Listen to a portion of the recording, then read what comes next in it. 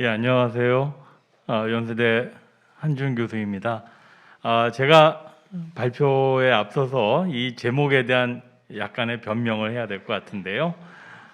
이 제목은 두 개의 글에서 출발을 했습니다. 하나의 글은 작년도에 나온 미국의 그 교육과 문화에 대한 굉장히 어떻게 보면 통렬한 비평을 잘 쓰는 작가 윌리엄 데레스피치라고 하는 분이 쓴 우리말로 번역하면 제목이 예술가의 죽음이라고 하는 책이었습니다. 그 책에서는 플랫폼 시대의 예술가들이 굉장히 많은 어려움을 겪고 있다라는 얘기가 있었고요. 그에 앞서서 1980년대 초반에 미국에서 신자유주의로의 굉장히 큰 변화가 있을 때 예술 사회학의 대표적인 학자였던 폴 디마지오라고 하는 분은 문화는 시장을 살아남을 것인가라고 하는, 즉 비영리 그 영역에서 예술에 대한 지원이 굉장히 약해지면서 예술이 위기를 맞게 되었다라고 하는 그런 이야기가 그분의 주장이었는데, 과연 플랫폼도 우리에게 어떤 위기인가 아니면 기회인가, 기회라면 어떻게 바뀌어야 우리에게 기회가 될 것인가, 이런 문제를 한번 제기해 보고 싶었습니다. 그래서 플랫폼이 예술에 대해서 가져오는 변화라고 하는 것이 무엇일까를 보기 위해서 사회적 측면에서 예술을 설명하고 이해하는 큰 틀로서 이 다이아몬드 모형이라고 하는 것이 있는데요. 여기에서 보면은 예술의 생산과 소비를 중간에 매개하는 사람들이 있습니다. 음악에서는 공연을 기획하거나 아니면은 음반을 제작하고 그것을 유통하는 분들이겠고요. 미술에서는 갤러리나 아니면은 박물관, 미술관에서 일하시는 분들, 그리고 또 비평하시는 분들이 바로 이런 매개자들일 겁니다. 그런데 플랫폼이 발달하게 되면서 이 플랫폼이 바로 이 매개자의 역할을 굉장히 적극적으로 취하게 된다라고 하는 것이 하나의 변화이겠고, 단지 매개자로서의 플랫폼만이 아니라 사실은 플랫폼이 생산에도 영향을 미치고, 또 음악을 듣는 사람들 혹은 미술을 보는 사람들이 어떻게 음악을 듣고 혹은 미술을 보게 되는지 거기에도 영향을 미친다. 이 두 측면을 함께 살펴보고자 합니다. 그래서 먼저 저는 주로 음악을 가지고 얘기를 하겠지만은 제 이야기의 일종의 하나의 전례라고 할까요? 그런 논쟁이 플랫폼이 등장한 지 얼마 안 됐을 때 미국에서 많은 지식인들 사이에서 논란이 있었던 것 같습니다.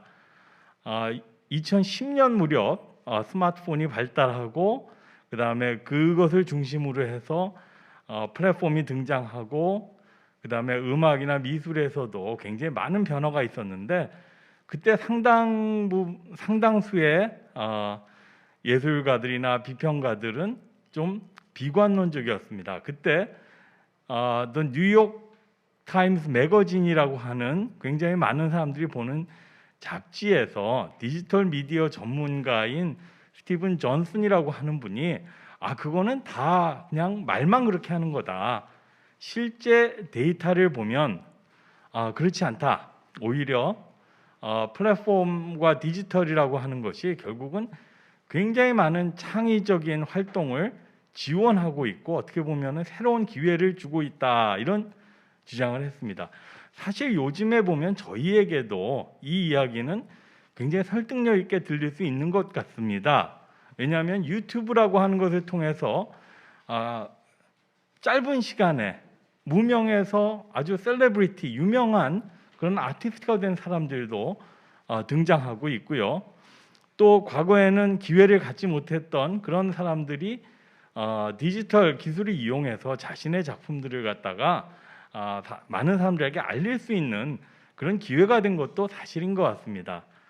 그런데 실제 예술 활동을 하는 많은 분들이 거기에 대해서 반박을 하고 비판을 하기 시작을 합니다.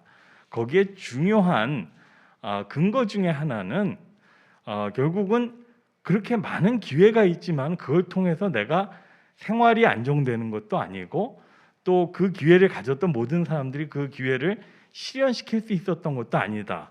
오히려 플랫폼에서는 승자 독점이라고 하는 그런 원리가 작동하기 때문에 많은 사람들은 그 기회를 실제로 자기에게 도움이 되도록 활용하기가 어렵다라고 하는 또 그런 반론을 제기를 합니다.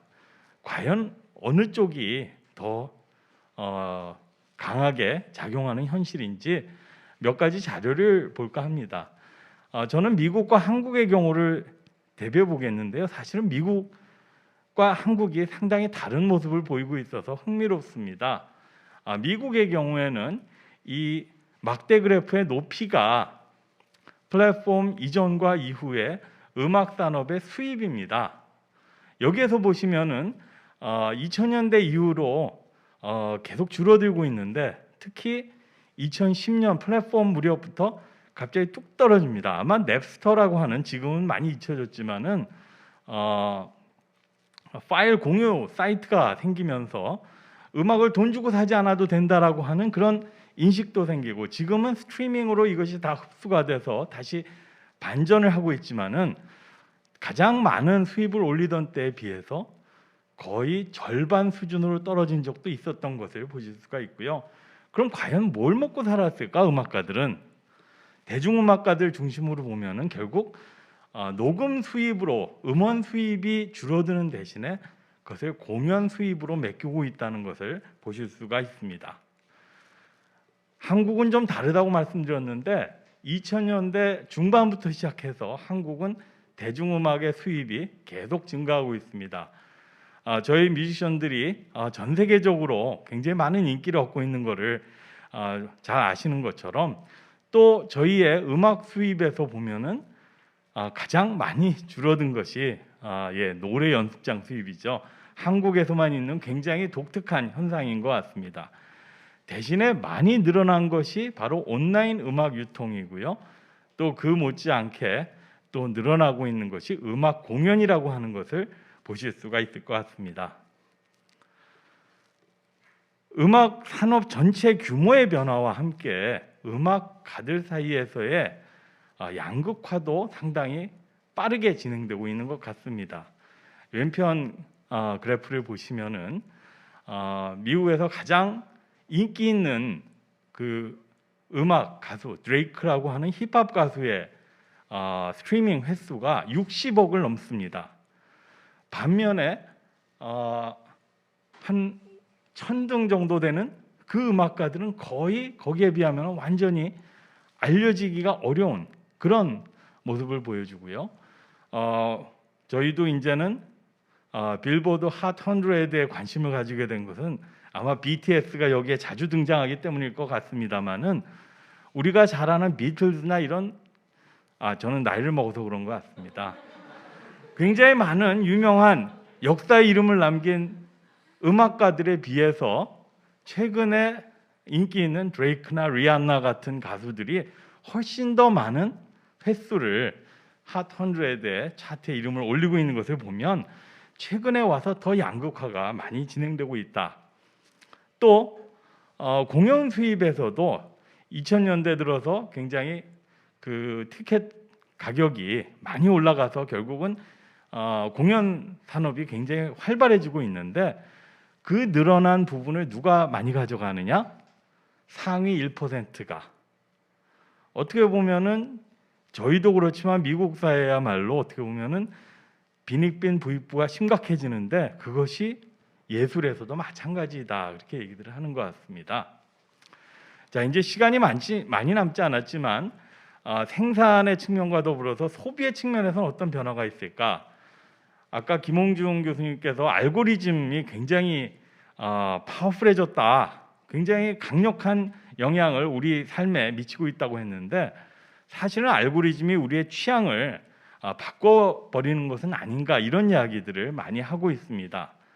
그러다 보면은 사람들은 자기가 좋아하는 음악 아니면 알고리즘이 제공하는 인기 있는 음악에만 집중될 가능성도 있다. 그러면 사람들은 어떻게 새로운 음악을 찾아내고 어떻게 자기의 취향을 발견할까? 거기에 대한 연구들이 진행이 되고 있고요.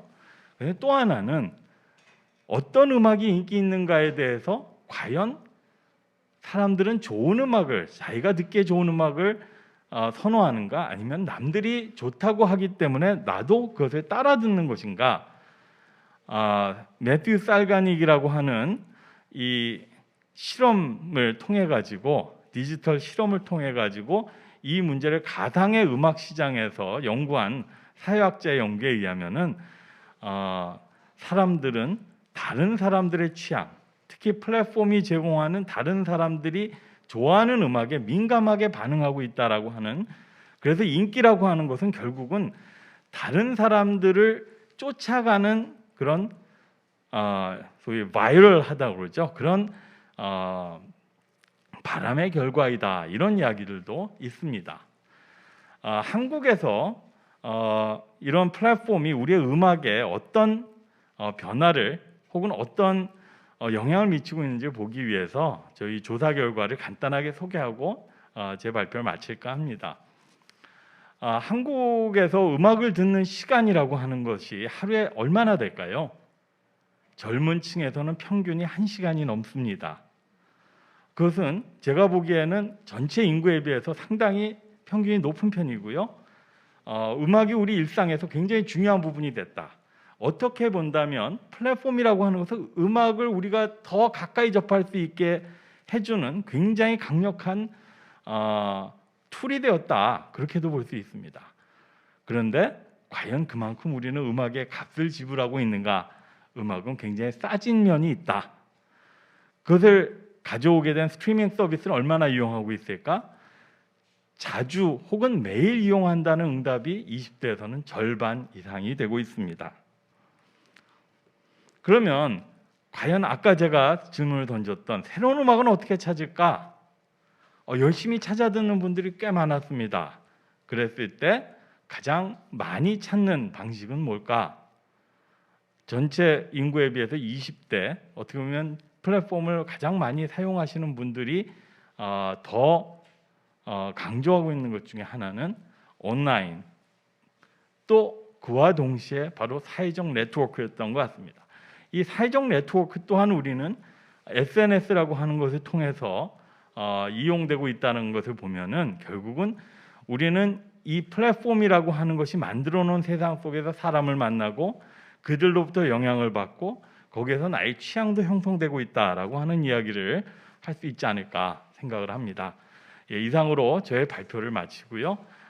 경청해 주셔서 대단히 감사합니다.